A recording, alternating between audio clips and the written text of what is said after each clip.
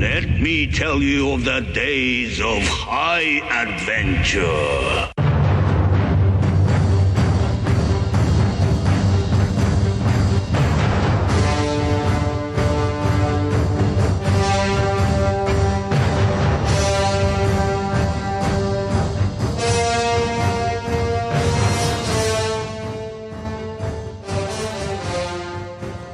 Hello, I'm Kevin. And I'm Mike. And this is 6 Degrees of Schwarzenegger, the podcast where we're taking a long, hard look at some of our favorite action movies from the era of Arnold. Schwarzenegger is the icon of the genre, and we're taking a deep dive into some of the 80s and 90s cult action movies and breaking them all the way down.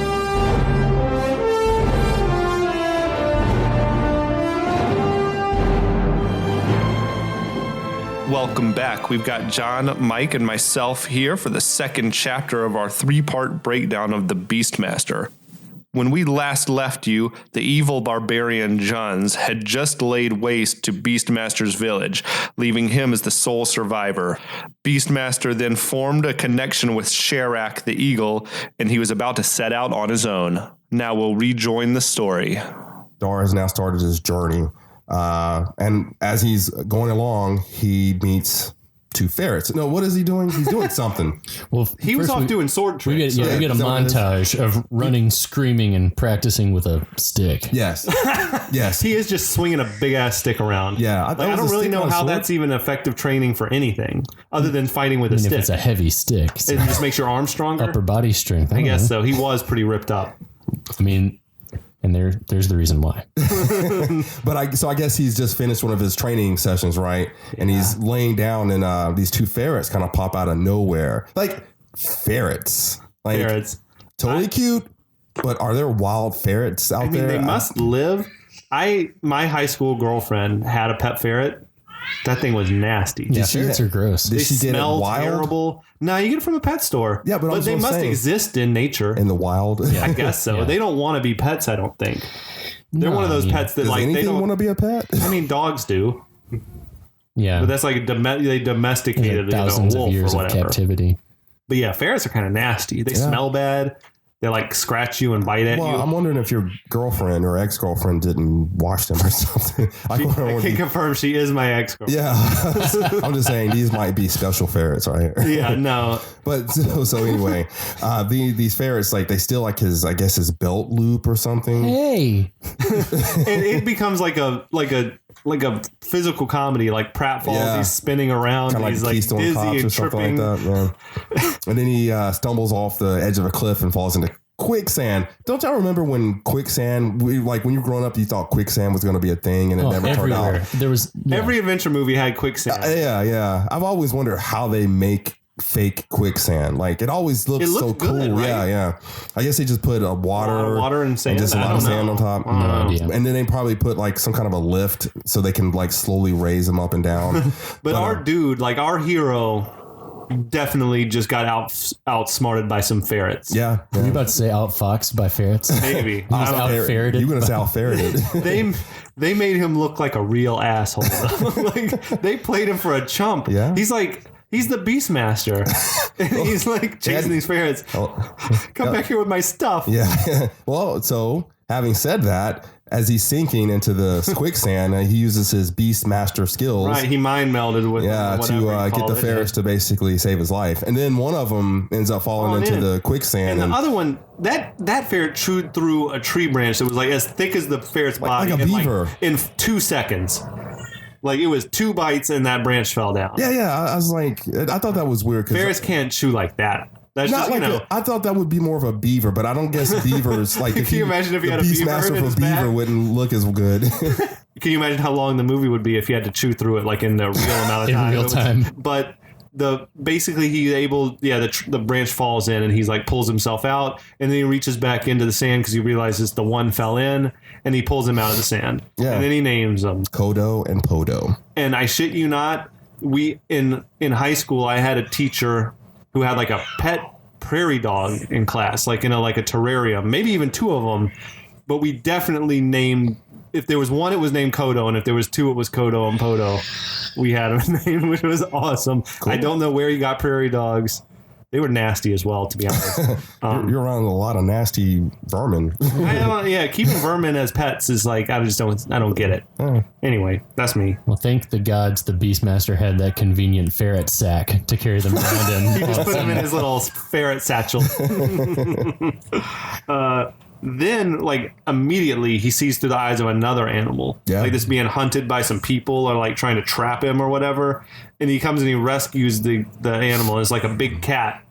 Yeah, His name's Roo or Ruh. Ooh. Like a black tiger, right? I wonder how rare is that. Rare? I don't know. It seems like I think it's non-existent. I think it's so rare it doesn't exist. That they made it for the movie. They like took a tiger and painted it. They couldn't get the animal they wanted. So if you paying attention over the course of the movie, it's like an old tiger, probably arthritic former circus animal with the worst dye job ever. He was kind of skinny. He was real skinny. He looked a little unhealthy. I did not know that. Like, are you saying they died? I read that. So I read that in the old New York Times review I found.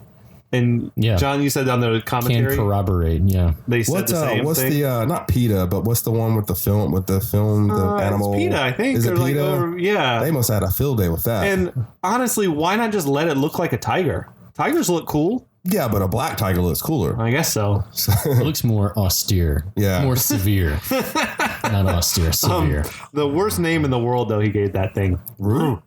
I told you that's the German word for peace. Ironic. So yeah, right after he meets, so now he's met all his animal friends. When he's freeing the tiger, like he slices a couple dudes up, and then he uses that thing, the caber thing, and he frees the tiger, and the tiger goes and mauls like the other guy kills the last guard, and Beastmaster's just looking there, man, like happy as hell, like his hands on his hips, a big ass smile, while this cat rips this guy to shreds. Yeah, there's never a part where you see Roo like standing over somebody, like eating, like he lifts his head and there's like blood. Yeah, the carnage is always off screen. Yeah. But that look on his face, man, when he's like just watching a beautiful sunset or something, it's like he looked very satisfied. Well, it's to justify killing, so I guess so. It. Yeah, so after that, now he's already met his animal companions. His animal is that when he gives the speech? He says, "I have my eyes, I have my cunning, and now I have my strength." He could have used some more animals, probably. Ultimately, like why not just keep? What other animal? Horse? He needs a horse. Horse would have been nice. Jesus. Yeah, that's easy to have like well trained and on set. Plus, like, there's plenty of horses. Now that you think about all the places he traveled, like that horse would have come in real handy. He wouldn't be in as good a shape. He's not having to run everywhere. Yeah, horse would probably been really expensive for them to get though. There's a lot of horses in the movie. Yeah, there is. All the Johns are riding horses. At least 30 John horses. Yeah, that is true. Then he finds like some skinny dippers. Yeah. Oh man, I would just like to say that and when I got the DVD, this is the first time I'd ever seen this movie, not on TBS. Yeah. And this was a shock. Me too. The scene was I had never seen it before either. When them titties came out, them titties came out. I was like, oh, okay, it's like that then. Yeah, that movie was. I imagine it was PG. Oh man, Dar immediately starts creeping like 11-year-old me would have had this not been on TBS. Man, I'm about to say something here in a minute, but yeah, like about Dar being creepy. Tanya Roberts was had it going on. Yeah, Tanya Roberts was like I think she was a Charlie's Angel. She parlayed this into like being a Bond girl. She was a Bond girl. I mean, this was before all that, but like good for her. She played Sheena, which is I don't think she even talks about that movie. But he uses his animals to like try to seduce her. Well, yeah, he like picks up one of the ferrets and says, like, "Go steal her." You wanna? Yeah. Basically, go steal her clothes. Yeah, basically, it's like that old trick.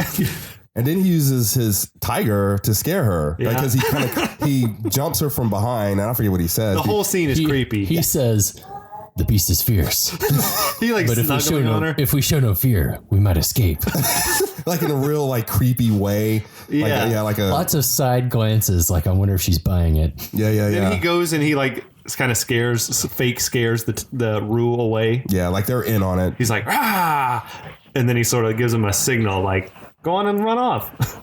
Like that was a whole nother example of Mark Singer's physical, like buffoonish acting was his like sort of posturing and weird physicality and playing this whole shtick out with Rue, who his seduction act was pretty weak. When he walked back to her, he did have his chest all puffed out. Yeah. Do you think he's like probably never had a girlfriend?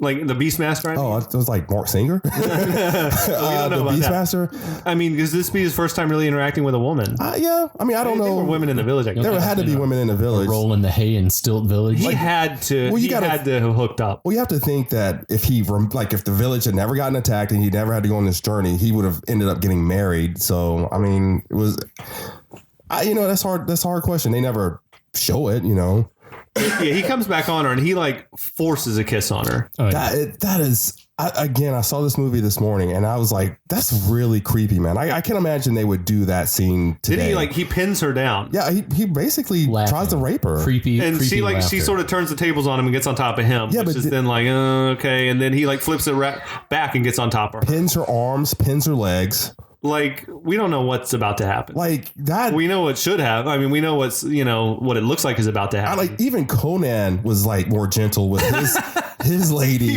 than this guy. So that's what made me think he was like so eager that it made me think like this must be the first time for this. Yeah, I guess. I don't know. It was creepy. It was very strange scene. It's not a good look. Yeah, it wasn't. And again, this movie came out in '82, so I'm sure you could smack a lady back then. It was no big deal in a film.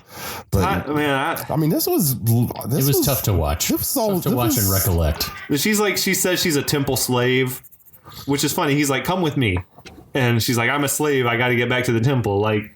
For slaves, they're just letting you roam free. Expecting you to come back. I don't know. She had to have been close to whatever her. She runs back. She gives a reason. Like if she doesn't go back, then they would kill her family. Okay, so that's true. They were like, that's the reason. That makes sense. Well, and it sort of makes sense now. The whole reason why she was at the waterfall, because when first watching it, I was like, just an excuse for two girls to like rub on each other. But seeing then the scars at this part on her back, maybe the other slave girl was doctoring her up and like helping her out with her. She did have like wound like scars, like they beat them. Yeah, they whip you like a beast. Yeah. Like a beast. She was whipped. So I think now we can kind of start the movie because I'm not even kidding because like he's literally met everybody at this point. So now it's like that was like the long first act. Yeah. So now the plot can continue. My daughter's really happy, y'all. Sorry. She likes Beastmaster. She does. So Kiri kind of runs off and then Dar. So this is confusing to me. Kiri kind of runs off and Dar's like, well, I'm gonna follow her, right? But then he loses her. Let's follow her. Yeah, but then he loses her like really quickly. Really and, quickly. And it's nighttime now. Yeah, and it turns to night. Suddenly. Yeah. Very suddenly nighttime. And he sees like this thing, like a tree with like some lights on it, like up in the on a mountainside like or something. Almost. Well, I don't think he could tell what it was. That's then. what I thought they were too. Then especially seeing like what the creatures were after that, those things were like egg sacs or something. So he goes to check it out. This was a scene you said that stuck with you. Love this scene. Oh man, love this scene. It's very memorable to me. So he walks up on like this camp, if you will, and he sees all this kind of like mystical like stuff, and he sees again like Conan, he walks up on this cauldron. There's some soup. They got stew on. Yeah. Who is eating the soup? If they eat the people, the beast must be doing it. Maybe that's an appetizer. I don't know. That's their first course. Yeah, their course order. number one. Some head soup. But yeah, like the people who always like walk into camp and then start messing around with other people's cauldrons of soup, like what a jerk. You're right? asking for trouble. Exactly. And of course, a head floats to the top. You want to say something? Well, I was going to say we also see in that part as he's approaching the camp, quiet man in wicker cage, and what looks like a replica of a Nazi eagle. Yeah, Nazi eagle statue. Very true. I can see where they like on set they like. Oh, they recycled that. Yeah, from like a World War II. Exactly. Yeah, I can see that. We need that. Can we have that? Can we borrow that? It was funny you say about the guy in the cage because he's literally just chilling. He's just like up there chilling. Like he doesn't say a word. No emotion. Yeah, kind of like don't come into this village. You stay away. It's dangerous or nothing like that. And then I guess after Dar sees what's going on in the cauldron, he's like, "Oh man, this is messed up." So he lets that guy free. He cuts him out. Yeah, he cuts him out, and so the guy kind of just starts to scamper away. He literally scampers away right into the arms of one of these bird people. I don't know if they ever give them names. They're like creepy. They look like insects I was almost. thinking because of the sacks hanging from the tree that maybe they're like moths or something. Giant bats or leathery something. wings. They remind me of this. There was another movie that was on TBS a lot called Gargoyles that scared the shit out of me. Yes. And they look kind of like the monsters from Gargoyles. Yeah, they look like giant hawk bat men type of. They had like eyes, but nothing else. No, on their face, kinda. yeah. Very strange. But How would they even eat the soup if they don't have mouths? That's what I was asking. Why the soup? so the prisoner scampers into one of the to the bird people, and he kind of like wraps them up in his arms, and these arms are like a giant Like wing or wings, something yeah. like that, and he kind of covers them up. And it doesn't take very long. Like he like spits some juice in there or something, like some saliva or some I spit. thought that was the dude like turning into goo. Sort of how like a starfish eats. Its stomach comes out of its body and wraps the thing up and then devours it. Huh. I learn something new every day. The more you know. But then he wraps his hands, and then just this big pile of bones, like he drops bones. down and it's just a skeleton. And it took what, like seriously, like 10 seconds to devour this guy? He It like didn't take very reduced long this at all. dude, to just a skeleton. That was legit scary to me when I was little. watching this. That scene, if you were to say to me Beastmaster, that scene automatically pops into my head where that guy runs into that bird-like thing and believe it or gets not, devoured. I had forgotten about this until I was rewatching it, and when they popped back on, I was like, "Oh my god!" Now it all came flooding back, and I was like, "These dudes were creepy." Maybe I blocked it out. Yeah, I can see where it affects Dark someone. memory. And it looks like Dar's going to be next, right? But then Sharak, the eagle, comes flying in and like lands on him or lands on his arm, whatever. And then I like that they all sort of back off when they see that he's tight with an eagle.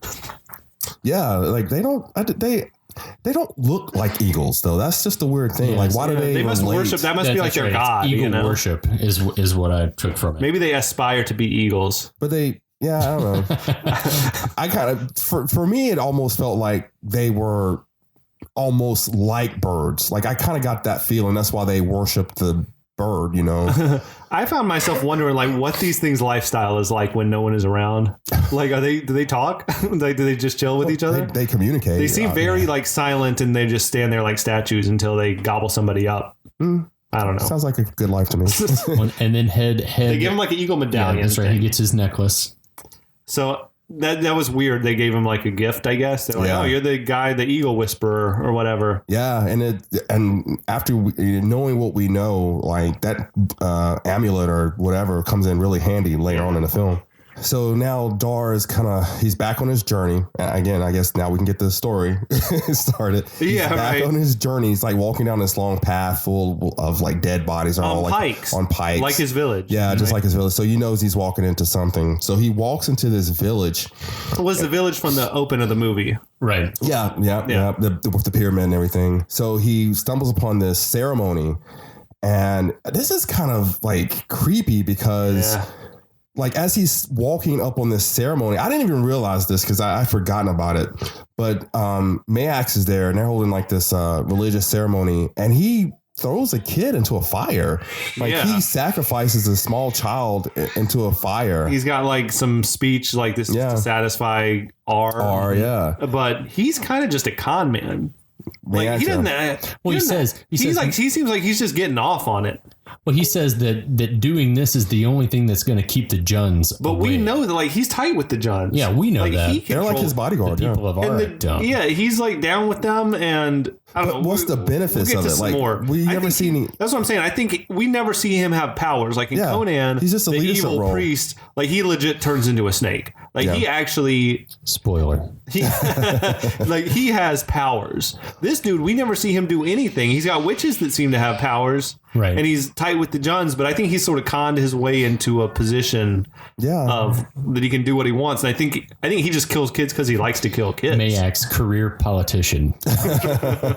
But that really kind of like startles Dar. He's never seen anything like this before. Yeah. So man, Maax is like a real shithead. yeah, pretty much. They got the perfect guy to play that character. He's telling people you got to obey my commands or the Juns are going to come. But we know he's down with the Juns. Like he raised villages with the Juns. Yeah. So anyway, he just like you said, career politician. I don't know. He's playing both sides. He's like, hey, we got to get another kid up here. Yeah, because R is not satisfied. That's why it's not. Yeah, right. Exactly. So like they picked this girl now out of the crowd, and I kind of like the guards are another thing that kind of stick out. These guards, who are the actors that played these guards, or the priest guys, they're like a really shaved heads. Yeah, they like are really committed to the role. Like they just look like they're Buddhist monks or something like that. But they're really kind of scary in their devotion to this religion, But they just go out and pick this random girl out of the crowd. No, I think Maax like points down. So this brings a question to me. Why did these parents bring their kid to this ceremony? They're probably required to by law. A great point. I'm just like, you're Bad required parents. to. Fuck that. Yeah. Leave him at home. What are they going to do? Kill your kid if you don't bring your kid to be killed? Yeah. I could totally see like every house with a kid having like a trap door up. Oh, you would have run away from this village a long time ago. Yeah, you would think. Or tried to. Anyway. But Maax bench presses this little girl up. He does. That's right. I don't know how they did that like in real life, because he snatches that kid up. He just snatches her up. If they were playing it like Fast and Loose, they could just say, yeah, just pick her up. I'm sure there was a no, we don't need no safety. I started wondering about that. They told the little girl, like, all right, now before this happens, this man's going to pick you up and he's just going to be screaming some stuff. Don't worry about it. Yeah. It's just like, now he snatches her up, and he tosses her in. Yeah, he tosses her into to this fire pit.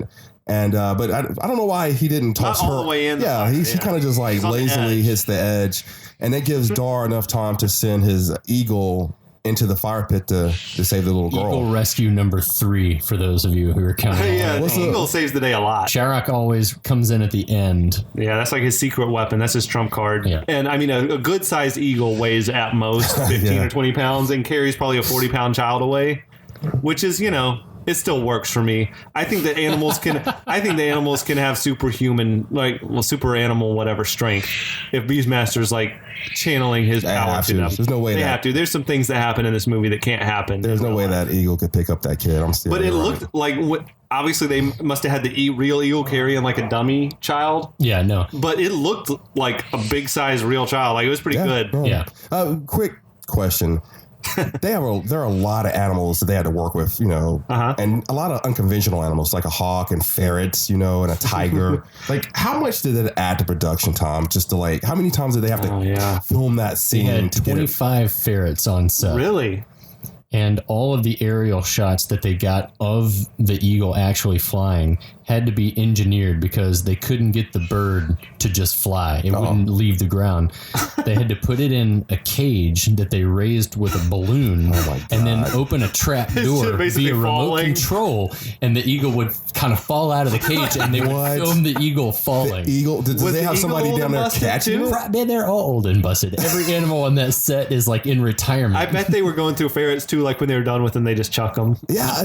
Oh, man. There's at the very end of the movie, I know I'm jumping way ahead, but like Rue like kind of sniffs like Kodo or Podo, I forget which one dies. Kisses him. He kisses him. Like, I know that tiger ate that ferret, man. I know he did.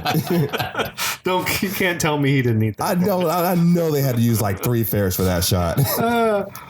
Well, then we're talking about Sharak carrying off the kid, and Maax being the good spin doctor that he is, immediately saying, "The gods have spoken." Yeah, no more kid deaths. No, I think it was he says R has spoken. He wants your children. Like the eagle was sent by R to take the child. But that's what I'm saying. I think this dude's just a straight up con man. Yeah, absolutely. I don't think he has any powers. No, like not a funky haircut. He has the witches to do his bidding, and he's got his religious zealots do his bidding. So Dar brings the little girl back to the family. And he gives us a lot of backstory that finally catches us up on what's going on. Yeah. Like he says, Maax took over the village. He imprisoned the king. He's in the pyramid, and Zed's son has gone missing. This dude's like, well, come in and eat some food or whatever. He feeds him, and he's like, anything you ever need. Like he did just save his little girl. But later on, anyway, we'll get back to this. But he's like, anything you ever need, like I got you 100%, which is I know what you're talking about. Fully appropriate. Yeah. Right. So then we got Maax and the witches are like, this is Zed's unborn son, this beast guy, and we're gonna send some minions to kill him. They give the guy a ring with an eye. It's in like it. Really cool. This eye, yeah. He's like, he'll lead you to the Beastmaster.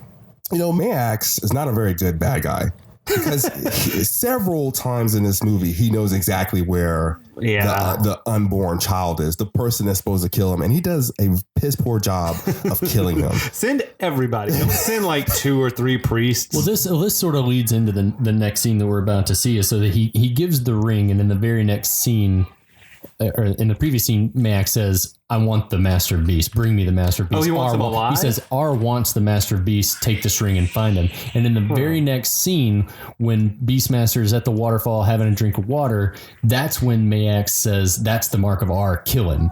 So he sees him. So did he have, again, is this a moment where Maax kind of had a feeling that this guy maybe was something out of the ordinary? Because he sent these people after. Yeah, that's true. He doesn't really know he's the son of Zed until he sees the brand on his hand. Right. Yeah. He can't, right? Other than the fact that he disrupted his he probably just wants some like, you fucked up my sacrifice. Revenge. So these dudes, the one guy drops like a little noose around his neck and is like kind of choking him out, and then Rue shows up and saves the day. Like jumps on one of the dudes' backs and they're duking it out. Then Rue goes chasing after a guard and falls in a pit. That's what I'm saying. There's a lot of stuff that could have been cut out. and then that's when like we get the reappearance of Seth from the beginning, John Amos character. He like takes his bow staff and knocks the guy down in the pit. Yeah. And Rue, I guess, eats him up in there. It's kind of cool too, because if you weren't paying attention at the beginning of the movie and saw Seth, you wouldn't know that was the same guy from you might miss that. Yeah, like because he's like in his palace guard outfit. He had like chainmail. Yeah. And now he's kind of just like this, not a prophet, but or beggar or something like that, like a pilgrim. Or posing as a pilgrim. I guess he's traveling with like a young male companion, which has to me like it had a creepy vibe about it when it happened. But later on, we find out it's not really creepy, but it's just kind of creepy though. Not as creepy as Dar's kiss not on as creepy Kiri, as Dar's like approach not in the to Me women. Too era. I'm just saying like the optics just aren't good. Like rolling with a young boy like this, it looks inappropriate. And they have a moment where they look at each other and they're like, we're just some pilgrims. Like I'm like, okay guys, Kevin looks way too deep into movies. I always do, man. I'm like, I take it real seriously. I see what you're saying though. And they very deliberately push a log into the pit so that the tiger can crawl up and come out. And this tiger, man, is like, it must be an old circus animal because it's tame as hell. Yeah. Like it's just walking right past the actors. They're patting it on the back as it walks past. I'm like, they had no fear that this tiger might just turn on them. That, or he had a lot of catnip or something. Like they had. They could have like taken all his teeth out. Oh man, they probably had that thing juiced up the whole time. No, because there's no way you're gonna put me on set for Lifetime. They're like, don't worry, he's well trained. It's like, okay, but Siegfried and Roy's tiger turned on him. There was a bear that attacked somebody in a movie with I mean, it happened. Will Ferrell, right? Like, and killed somebody. Like, was that in Anchorman? Yeah, or no, the basketball movie, Semi-Pro. There's like a bear that attacked and killed somebody in that movie. On Conan, we were talking about like the wild dogs they brought on. Like they attacked their handler on the set. Yeah, like you just can't have that much control over animal.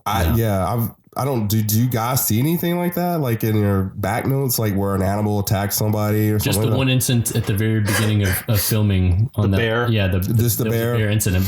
But it wasn't so much so that they had to like get a new bear. It was just it was like roughhousing with the handler. Wasn't a big deal. Like yeah. I'm like, for this movie, other than the ferrets, that they would have done it anyway. That bear probably would have killed somebody. And they'd be like, well, we need a new guy. Let's power through. We're too far along in the process. We need priest number 3 now. Priest number 3. So it seems like there's like an unspoken sort of an agreement between Seth and he introduces the boy as Tal and Dar says Dar that like none of us are friends of Maax. Like it seems like they're all sort of like, oh, we're just humble pilgrims. And he's like waving his staff around, and then like Beastmaster's got his sword, and it seems like they're all saying like, oh yeah, me too. I'm just a pilgrim. Yeah, I'm just going to the store to get some bread. Right. So they're kind of like, let's travel together. Strength in numbers, baby. And then that Seth is like, he lets him in on like, hey, this Tal, he's Zed's son. We've been on the run for years, I guess. And we come back to raise an army and try to overthrow Maax. That's the premise almost of the whole movie. Yeah. It's a little more exposition, fireside exposition from exactly. Seth. Yeah. I thought there was this one really cool moment in that scene because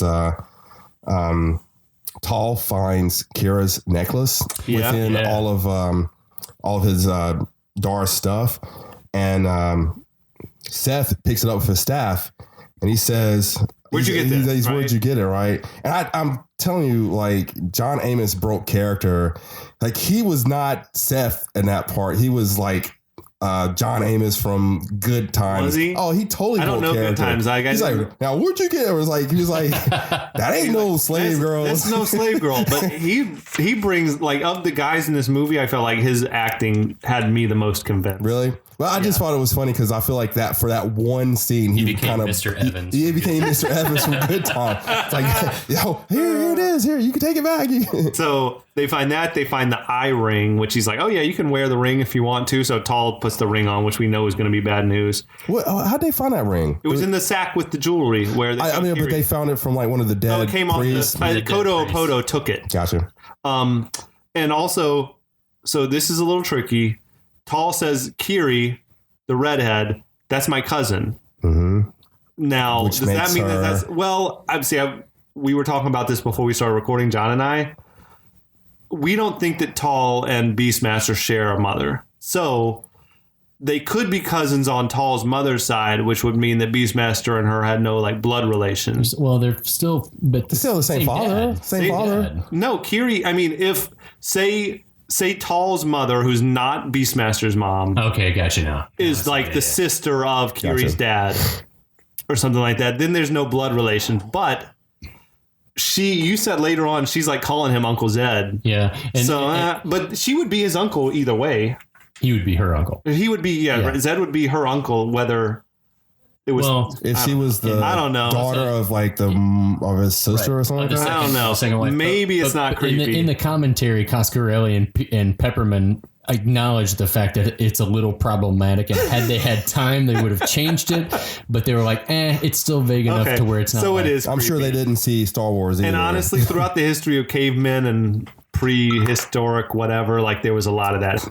So this is another part that bothered me big time. Beastmaster wakes up in the night and he's like seeing through the eyes of Sharak the eagle. He does this on purpose though. Yeah. And Sharak he found Kiri. Yeah. And the priests are walking her along, but wherever they are, it's daylight. And it's dark where he's at, which tells me this must be a long, like...